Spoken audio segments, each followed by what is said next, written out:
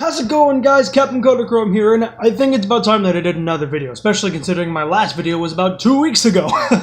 So, there's, I'll tell you about that later. But first, we're going to talk about the brand new Crash Bandicoot Insane Trilogy stuff. I'm excited. So first off, they showed some, while I was gone, they had showed off some artwork, like reimagining of the original artwork, and it's amazing. Like, they redid 1, 2, and 3, like the PlayStation covers for them. You know, since I was born around that time, and I actually like picked those cases up and held them in my hand. It's very exciting because I wish that they would do that all over again, but I'm betting probably not. They're just gonna stick to it in the one case that they have there. So. I guess beggars can't be choosers, but it's still really awesome. So, on top of that, they held a poll, like last week, I believe. Last week or the week before, they held a poll on which of 3 different warped levels did they want to show off first. So the 3 levels were, Future Frenzy, Tomb Raider, which is the one that I chose, and Deep Pressure, Deep Trouble, which is a scuba level. I chose Tomb Raider, as I just said, and it's looking great. Like, everything about it is extremely, almost extremely a perfect representation of what pyramids were in Warped 3, like, just long corridors. Of course, all the games are just long corridors. All the levels and stuff are just long corridors. But in there, it gave it a bit more constricting because there's no stuff around it. So, just there's no stuff around it to look at. Like, you can't just look around like that and be like, "Whoa, this thing is so huge and it's amazing." That's not there. So it gives it a very long, narrow, like, constricting feel. You can't see anything except for what's ahead and the walls, which is what made those levels really cool and, like, extremely, like, immersive, for lack of a better word. I think that actually might be the word. But anyway, then on top of that, which was really cool, like, I think it was like the next day, or maybe even the same day, I don't remember which, but they did, they showed off 3 other levels, which were, let's see, Gone Tomorrow, which is a future level, Doubleheader, which is one of the medieval levels, and Orange Asphalt, which is a motorcycle level. I love the motorcycle levels, although I never got to really play them because I only got so far into Warped, and then my PS1 broke, and then the rest is history. So then I moved on to PS2, and I'm pretty sure you can guess. To Insanity. So yeah, let's see, what else?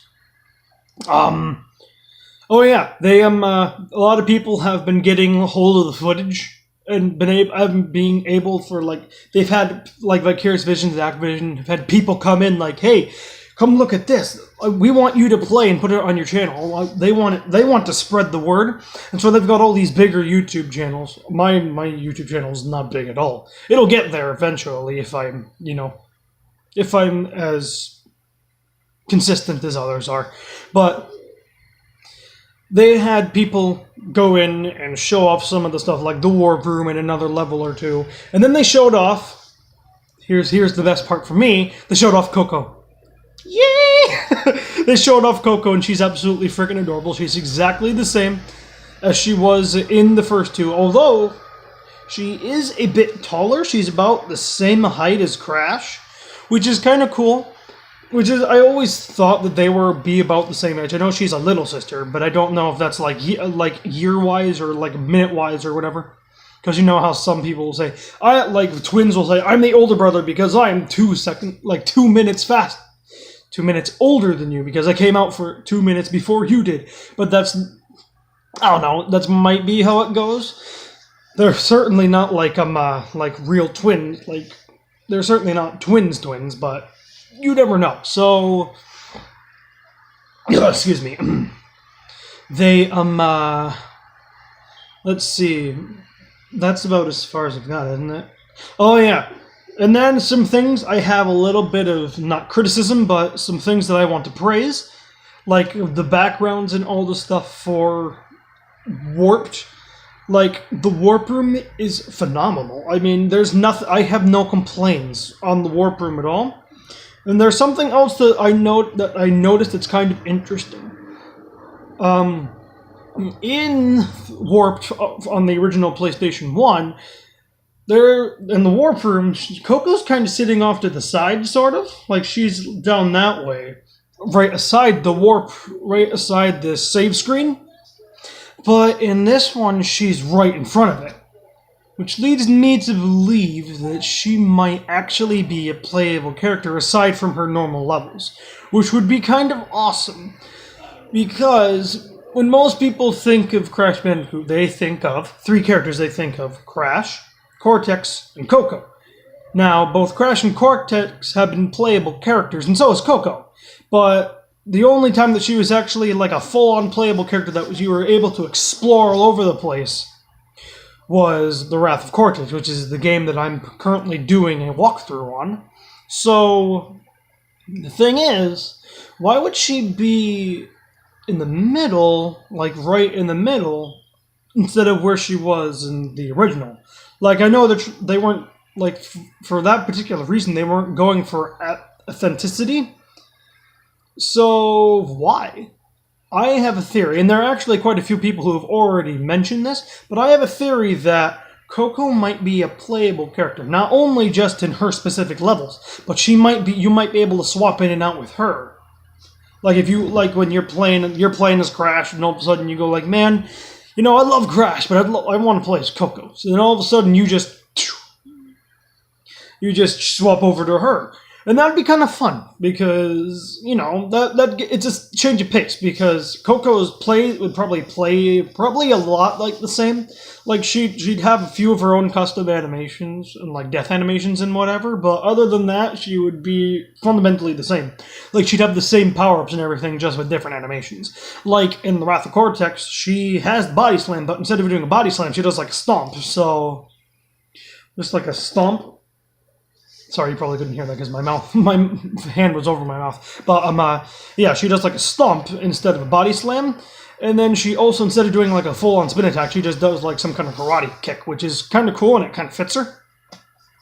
But other than that, a lot of the stuff was the same. Except, well, like her deaths. The only death that she had that was similar to Crash was a angel, where she just floated up as an angel. Then the other one, she would just sit and then like be dizzy and fall over, kind of like Toon Link. So, like that.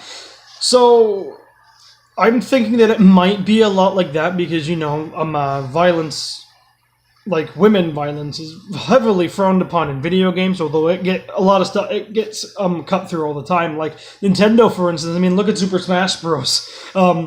Peach and Zelda are kicking butt, taking names, and also dishing it out and taking it. It's normally frowned upon, so I would expect that she would have a few different animations, like instead of Crash, where he gets like maimed, he gets like cut in half and disintegrated and all sorts of stuff, and Coco probably wouldn't have that kind of stuff because it's a little too violent for a character, especially considering that she's a young girl. She's supposed to be like, Crash is supposed to be like a teenager, like 18, 19. Coco's supposed to be like a 13 or 14-year-old girl, so yeah, I don't know how that would turn out. I mean, we have Tekken, like, what's her name? Ling Xiaoyu and Asuka. Those characters are like young teens, like my age, somewhere around there, and they're taking on full grown adults, both men and women. So I guess there's a little more margin for that nowadays. But back then it wasn't like that. Like, I'm kind of rambling now, but anyway, that's about it for the Crash Bandicoot stuff. As for my absence, I really have no particular reason for that. I was just kind of bored, and I had some things to do that, kind of got in the way of my YouTube stuff, so I have to apologize for that. But anyway, guys, I think that's about the end of this episode. I don't have much more to talk about, unfortunately. There will be another video coming up today, which is probably, I have to figure out what that's going to be. It's either going to be Super Smash Bros. Part 2, or it's going to be Crash Wrath of Cortex Part 3. So we'll see about that, but for now, that's the end of this video. Leave a like, comment, subscribe if you're generous, and I'll see you guys next time. This is the Captain signing out.